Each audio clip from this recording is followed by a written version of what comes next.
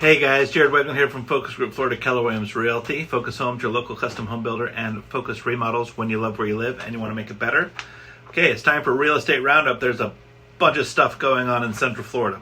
So Central Florida house values are up 3.8% over the past month, year over year, and the listings are not keeping pace with the new home sales.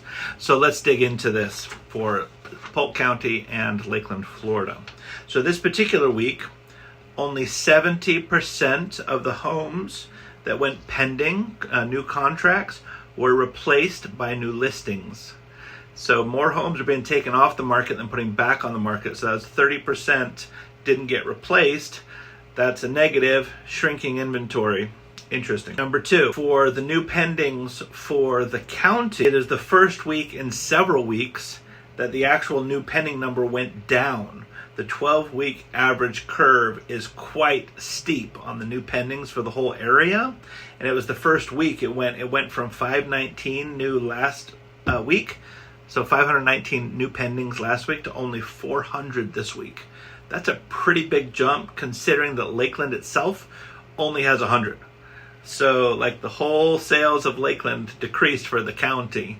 It's a pretty big number, so we'll see what happens, what's going on there. We talked about the value increase. So this week, the sold price was $327,870 on average for a 3-bedroom, 2-bath home, 1,690 square feet, 41 days on the market, with an average sales price to list price of 98%.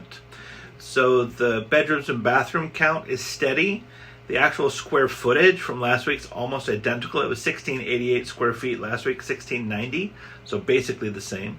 The days on the market, if you look at the 12-week running average, that sort of plateaued and now is simmering there. So that 5 to 6 week mark seems to be what homes are taking to sell. Our list price per square foot went up to $198.39. And our sales price per square foot was about the same as last week at $194.14.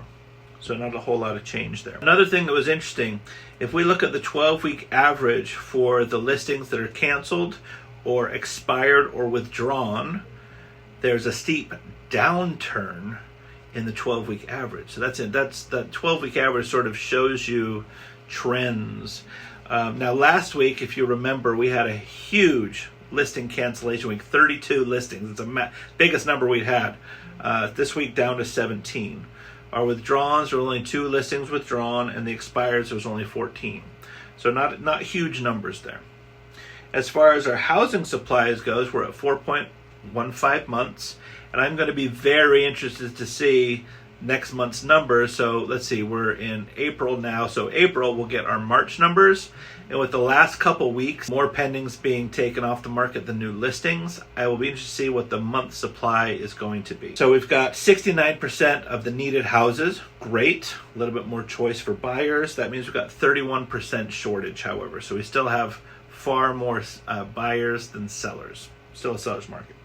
The active listings went down in Lakeland from 775 to 746. And in Polk County, it went down just a little bit from 46.99 to 46.80.